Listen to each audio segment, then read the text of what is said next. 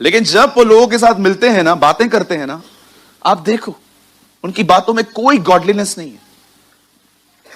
जिस दिन एक व्यक्ति की जुबान उसके कंट्रोल में आएगी ना, मैं उस दिन यह बात समझ जाऊंगा कि इन्होंने प्रभु का वचन गंभीरता से लिया। 5 मूर्ख 5 बुद्धिमान। मैं सोच रहा था ये कैटेगरी क्यों बांट रहा है प्रभु। प्रभु बता रहा है लास्ट के डेज में 2 तरह के लोग होंगे कलीसिया के अंदर, एक बुद्धिमान, एक मूर्ख। इसका मतलब एक बहुत अच्छा सुनने वाले, पर दूसरा सुनने के बाद उसको प्रैक्टिस करने वाले। आप किस में हैं? बोलिए बोलिए, आप किस में हैं? अपने आप से पूछो। कुछ चीजें ना खुद से पूछनी चाहिए, दूसरों से नहीं। प्रभु खुद कह रहा है अंत के दिनों में कलीसिया में 2 तरह के लोग जमा होंगे, बुद्धिमान और मूर्ख। मूर्ख वो जो बहुत अच्छा सुनते हैं, बुद्धिमान वो जो सुनने के बाद उसको फॉलो करते हैं, पालन करते हैं उसका। एक चीज मैं आपसे पूछ सकता हूं जो आपने फॉलो की कि नहीं? पूछ सकता हूं? कितने लोगों ने अपने क्रोध पर जय पाई है? Think about this. गुस्से पर। कोई है यहां पर जो ये कह सकता है यस ब्रदर, अब मैंने रूड बोलने पर जय पाई है, अब मैंने क्रोध पर जय पाई है, अब जो वो एटीट्यूड बड़ा बॉडी लैंग्वेज था ना, उस पर जय पाई है मैंने। आपको पता है जिन भी लोगों का गुस्सा उनके कंट्रोल में नहीं है, आपका भविष्य खतरे में है, आपका फ्यूचर खतरे में है। कुछ लोग को बहुत गुस्सा आता है, इतना गुस्सा आता है, हां मेरे सामने नहीं करते, बहुत गुस्सा आता है कुछ लोगों को। कभी कभी तो गुस्से में गालियां भी निकालते, बर्तन उठा के फेंक देते हैं एक दूसरे के ऊपर। क्या आपने अपने क्रोध पर जय पाई?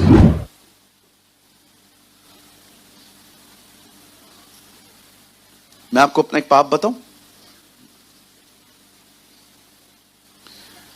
एक बार मैं घर आया, मुझे बहुत भूख लगी थी। मेरी मां ने मुझे कॉल करके कहा बाहर से खाना मत खा के आना, घर पे हमने खाना बहुत अच्छा बनाया है।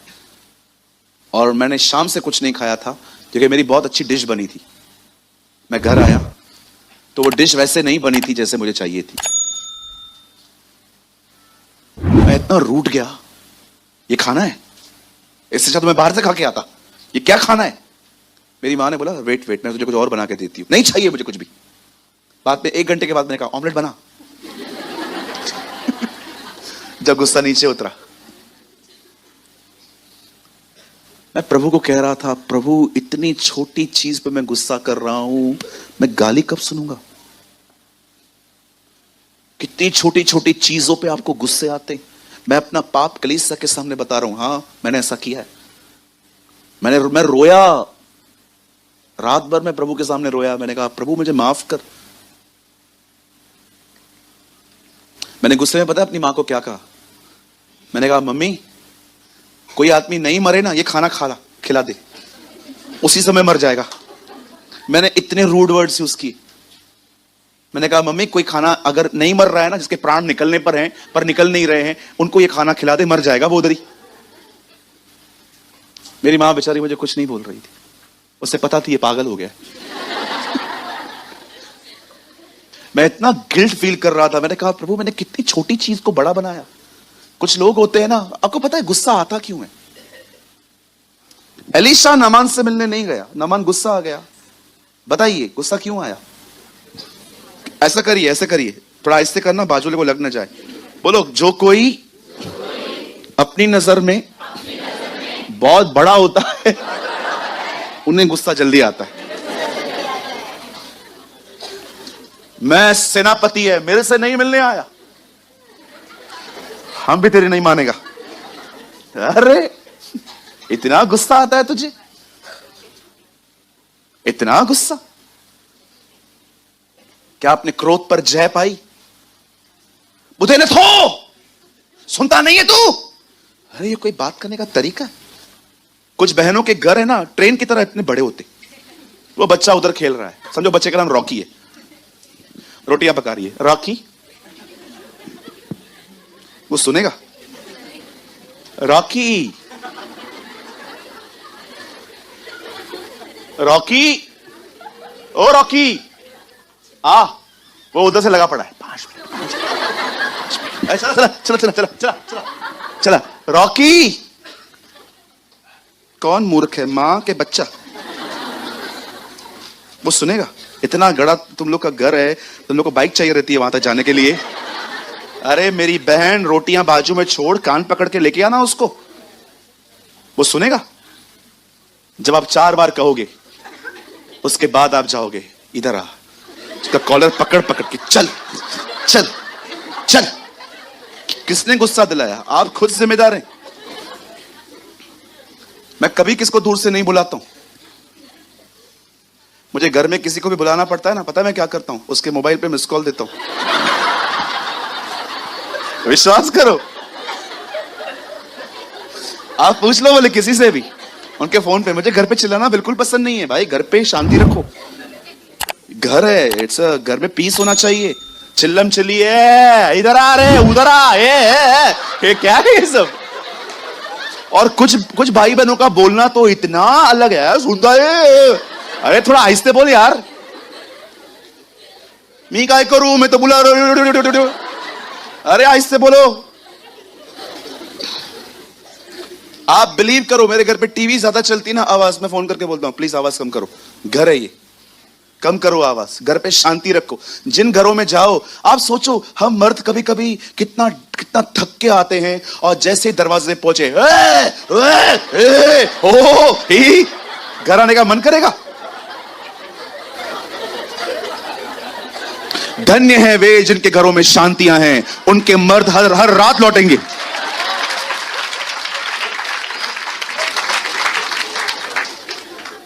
फिर कोई आपकी सुनता नहीं है, फिर आप बोलते हो मेरी कोई इज्जत नहीं है। बहन, इज्जत बहुत है। कौन बोला इज्जत नहीं है आपकी? बहुत इज्जत है आपकी, हमारी नहीं है। बोलो बाजू वाले को, आज के बाद घर पे चिल्ला के बात मत किया कर। रडियो कंदा है कुछ, रडियो इतना चिल्लाते हैं। और कुछ लोगों को लगता है अगर प्रचार चिल्ला के करूंगा तो लोगों को लगेगा मैं आत्मिक हूं। नहीं सर, मुझे आज भी याद है, मैं सांगली गया था। एक बहुत सीनियर मैन ऑफ गॉड के सामने मुझे प्रार्थना के लिए कहा गया। तो आपको पता है जब नए नए लोग होते हैं तो हम पास्टर को कितना इंप्रेस करने की कोशिश करते हैं। भले प्रभु दुखी हो, पास्टर खुश हो। पास्टर के अंदर है ना, मैं यीशु बन जाऊं, यीशु। मैं आया, पास्टर को देखा। परमेश्वर पिता, मैं दुआ करता हूं यीशु मसीह नासरी के नाम से, इब्राहिम, इसहाक और याकूब के महान परमेश्वर, तू भला है, तू अनुग्रहकारी है, तू दयालु है प्रभु। आज हमारे पास्टर के ऊपर अभिषेक भेजना प्रभु। आज उनके ऊपर ये भेजना, वो भेजना, वो देखना, ये देना, वो देना, वो देना, वो देना, सारा स्वर्ग उतार देना प्रभु। आमीन। पास्टर ने बोला इधर आ। मैं गया, he was a Tamil pastor. तुम भाग क्यों रहा था? आराम से प्रार्थना करो, प्रभु को कोई घाई नहीं है। मैंने कहा यार बात तो सही है। एक्चुअली मैंने किसी से पैटर्न सीख लिया था और कभी परखा भी नहीं था कि सच में मैं इतना भाग क्यों रहा हूं। प्रभु तो आराम से बैठा है ना। कितने लोग हैं यहां पर, मुझे बताइए, जब आप प्रार्थना करते तो प्रभु आपको कहता है जो मांगना है 1 मिनट में ही मांग। एक हुआ नहीं सुनूंगा। और हमारे किराने की लिस्ट इतनी बड़ी है, हम 1 मिनट में पूरी कर देते हैं। आराम से बात करो। उन्होंने मुझे सिखाया भाग मत। उसके बाद मैंने कभी जल्दबाजी नहीं की। आज मैं आराम से बात करता हूं। मैं किसी नौकर को ऑर्डर नहीं दे रहा हूं, मैं अपने बाप से बात कर रहा हूं। Talk to God. आराम से बैठो, आराम से बैठो। पिता, मैं यीशु के नाम में आपके पास आता हूं, मुझे कुछ बात करनी है आपसे। पिता, मैं ना इन दिनों में कुछ बातों को लेके ना मैं बहुत डिस्टर्ब चल रहा हूं, मैं आपसे शेयर करना चाहता हूं। पिता, बहुत गुस्सा आ रहा है, गुस्से में है ना कुछ भी निकल रहा है। आप तो कभी क्रोध करते नहीं थे, आप मुझे भी जय दीजिए, मुझे अपनी आत्मा से भरिए, ताकि जब भी मेरे अंदर एंग्री इमोशंस निकले ना, मैं उसे कंट्रोल कर सकूं। मेरी मदद करिए यीशु के नाम में, आमीन। आराम से बात करो। बच्चों की तरह बात करो, बच्चे बनो। प्रभु से जब बात करते हो ना, बच्चे बन जाओ। फरीसी लोग प्रार्थना करते थे, ए इब्राहिम, इसहाक और याकूब के प्रभु, एलिया के प्रभु, ये प्रभु, वो प्रभु। और चेले वो कानों में उंगलियां डालते होंगे। लेकिन एक बार उन्होंने पता है क्या देखा? एक व्यक्ति ऐसे प्रार्थना कर रहा था, ऐ बाप, तू जो आसमान में है, तेरा नाम पाक ठहरे, तेरी मर्जी जैसे आसमान पे पूरी होती है। इसीलिए ये देखकर उन्होंने कहा था, हमें प्रार्थना करना सिखा। That is the reason. उन्होंने देखा था जीसस प्रेयर नहीं कर रहा है, एक बच्चा अपने बाप से बात कर रहा है। एक्चुअली जीसस इनसाइड एक चाइल्ड की तरह ही था। क्या कहता है वो? पुत्र कुछ नहीं करता जब तक बाप को करते हुए नहीं देखता। सोचो वो कितना छोटा है। वो कहता है मैं नहीं करता हूं, मैं पहले बाप को देखता हूं, पापा जो करते हैं ना मैं वही करता हूं। He was a child. वो छोटा है। बच्चे बनो, बच्चों की तरह बिहेव करो उसके सामने, बड़े मत बनो। आप जानते हो लास्ट डेज पे चर्च के अंदर दो तरह के लोग जमा होंगे, वाइज एंड फुलिश। वाइज पता है कौन है? जो वर्ड को ओबे के लिए सुनते हैं। और पता है फुलिश कौन है? जो नॉलेज के लिए सुनते हैं। हाँ, अच्छी बातें बोलते हो ब्रदर, बहुत अच्छी बात है। मेरा कल मीटिंग है, मैं यही बातें उधर बता देगा। आप जानते हैं अब उन 10 कुंवारियों के पास एक नॉलेज है कि दूल्हा आने वाला है, और अब इन 10 के पास कुप्पियां हैं। आपने नोटिस किया, पुराने नियम में कुप्पियां नबियों के पास थी, उसमें तेल था, पवित्र आत्मा का अभिषेक था। पर नए नियम में वो कुप्पियां कलीसिया को दी गई हैं। अब आपके पास पवित्र आत्मा है। You have a blessed Holi spirit. और देखिए बाइबल क्या कहती है, उन 5 कुंवारियों ने, बाइबल क्या कहती है, वो जो 5 थी उनके पास ऑयल था, लेकिन जो दूसरी 5 थी उनका ऑयल घट गया। कहां घट गया? कुप्पियों में। मशाले बुझी जा रही थी। यहां देखिए सब, यहां देखिए, अगर आप इस मीटिंग से कुछ भी नहीं लेके जा रहे हो ना, सिर्फ ये 3 वर्ड्स लेके जाना, 4-5 वर्ड्स जो मैं भी कहने वाला हूं। याद रखना, इस दुनिया में आपके इमोशन से बड़ा कोई लायर नहीं है। शैल आई रिपीट?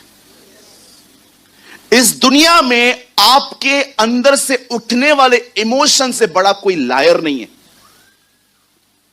ये जो अंदर से आपके फीलिंग्स उठती है ना, इमोशंस जो आपसे बात करते हैं, आपको फील करवाते हैं, नंबर 1 लायर्स हैं आपके इमोशंस। ये आपको किधर भी लेके जाएंगे, ये आपसे व्यभिचार करवाएंगे, ये आपसे दुश्मनी करवा देंगे। यू नो इमोशंस का मतलब क्या होता है? व्हाट आई एम फीलिंग, मैं क्या फील कर रहा हूं। कई बार आपकी फीलिंग्स, आपके इमोशंस इतने बड़े झूठे होते हैं कि आपको पता ही नहीं चलेगा। मैं कितनी बार इनमें फंसा हूं, मुझे कितनी बार चीट किया गया है, मुझे कितनी बार लग रहा था कि यह बंदा मेरा वेल विशर नहीं है, लेकिन एक तरफ मुझे परमेश्वर ने झूठा ठहरा दिया कि नहीं, जो तू सोच रहा है वो गलत है, ऐसा कुछ नहीं है, वो तेरे बारे में सोचता तक भी नहीं है। आजकल कभी कभी आप किसी व्यक्ति को देख रहे हो कि उसकी डीपी आपको दिखाई नहीं दे रही है, उसका स्टेटस आपको दिखाई नहीं दे रहा है। सडनली आपको लगता है कि यार, लगता है इसने मेरा नंबर डिलीट कर दिया है, या तो उसने मुझे ब्लॉक लिस्ट में डाल दिया है। पर मैं आपको बताऊं, कभी कभी क्या होता है, लोग जब व्हाट्सएप को अपडेट करते हैं, या कभी कभी वो एक नंबर से दूसरे नंबर पे जाते हैं, तो उनकी डीपियां बदल जाती हैं, कुछ नहीं दिखाई देता। या कभी कभी कुछ लोग रहते हैं जिनके पास अपनी टेंशन होती है, बहुत सारी बातें। ये आपको किसने कहा कि किसने आपको ब्लॉक लिस्ट में डाल दिया? इमोशंस। कोई बंदा आपको मिला, उसने आपसे बात की, सॉरी उसने आपको देखा, लेकिन उसने आपको प्रेज द लॉर्ड नहीं कहा, और उस दिन आपको ऐसा लगा कि अब इसमें एटीट्यूड आ गया है। क्यों? उसकी जिंदगी में टेंशन नहीं हो सकती? क्या वो हो नहीं सकता किसी बात को लेकर वो लॉस्ट है? 3 हफ्ते इस कलीसिया में एक भाई ने मुझसे बात नहीं की थी। मुझे ऐसा लग रहा था शायद वो मुझसे बात करना ही नहीं चाहता, लेकिन एक दिन मुझे प्रभु ने कहा उसे कॉल कर। मैंने उसे कॉल किया, अपने ऑफिस में बुलाया। मैंने कहा ब्रदर कोई गलती हुई है छोटे भाई से? बोला ब्रदर आप ऐसे क्यों बोल रहे हो? मैंने कहा मैं 3 हफ्तों से देख रहा हूं आप मुझसे जाते जाते प्रेज द लॉर्ड भी नहीं बोलते हो भाई, मेरे बड़े भाई हैं वो। उसने कहा ब्रदर आपको पता है मेरी लड़की कहां फंस गई, मैं बहुत परेशान हो गया।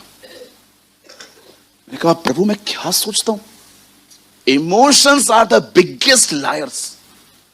भावनाएं सबसे बड़ी झूठी चीजें हैं इन दिनों में। हो सकता है आप जो फील कर रहे हो ना, इट्स टोटली डिसीवफुल।